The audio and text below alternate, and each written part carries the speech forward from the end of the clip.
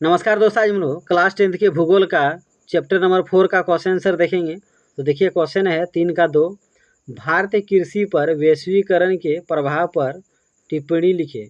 तो आपसे क्वेश्चन पूछ रहा है कि वैश्वीकरण का भारतीय कृषि पर, भारतीय किसानों पर क्या प्रभाव पड़ा, इसके बारे में लिखिए। चलिए आंसर देखते हैं। भारतीय कृषि पर वैश्वीकरण का गहरा प्रभाव पड़ा। भारत फसलों का अधिक उत्पादन करने लगा। भारत देश अब अन्न के मामले में आत्मनिर्भर हो गया। भारत दूसरे देशों को अन्न, फल, सब्जी निर्यात करने लगा।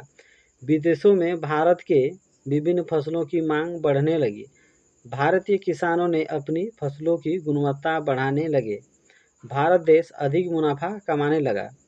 कृषि वैज्ञानिकों की सहायता से नई नई चीज़ों की पैदावार होने लगी। भारतीय किसान उन्नत किस्म के बीज, आधुनिक मशीनों का उपयोग करने लगा।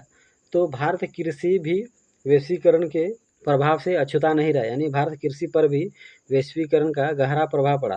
पहले किसान केवल अपने जीवन यापन के लिए फसल उगाते थे, लेकिन बाद में वैश्वीकरण का प्रभाव ऐसा पड़ा कि भारतीय किसान अब अधिक मात्रा में अन्न उत्पादन करने लगे, क्योंकि उसे उच्च किस्म का बीज प्राप्त होने लगा, आधुनिक मशीनें प्राप्त होने लगी, जिसके कारण अधिक मात्रा में पैदावार होने लगी। भारत किसान अब पहले की तुलना में अब अधिक उत्पादन करने लगे। भारत से अब अन्य खाद्य पदार्थ, फसल जितने भी थे वो विदेश सप्लाई होने लगे, यानी भारत दूसरे देशों का अब फसल का निर्यात करने लगा। यानी इससे पहले भारत दूसरे देशों से अनाज मंगाते थे, जबकि भारत वैश्वीकरण के कारण आत्मनिर्भर हो गया। यानी भारत कृषि पर वैश्वीकरण का प्रभाव पड़ा।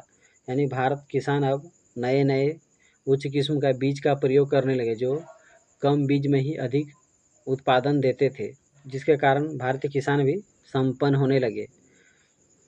तो वैश्वीकरण का मतलब होता है विश्व के सभी देश एक दूसरे से नज़दीक हो जाएं, एक दूसरे से नज़दीक कांटेक्ट में हो जाएं।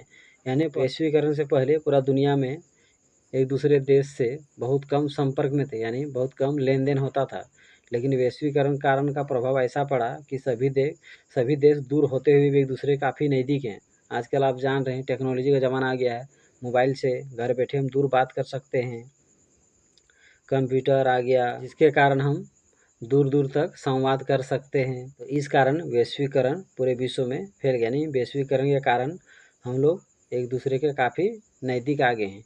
इसका असर ये हुआ कि सब एक दूसरे देश एक दूसरे को जानने लगे, एक दूसरे का सामान आयात निर्यात करने लगे, जिसके कारण भारत को जिन चीज़ों की आवश्यकता होती है वे दूसरे देश से मंगाते हैं। दूसरे देशों को जिन चीज़ों की आवश्यकता होती है वो भारत से मंगाते हैं। तो इस प्रकार किसी न किसी तरह पूरा विश्व एक दूसरे के बहुत नज़दीक हो गए हैं। तो इसे अच्छा से पढ़ लीजिए, और अगर मेरा वीडियो अच्छा लगता हो, आपको समझ में आता हो, तो मेरे यूट्यूब चैनल को ज़रूर सब्सक्राइब कर लीजिए।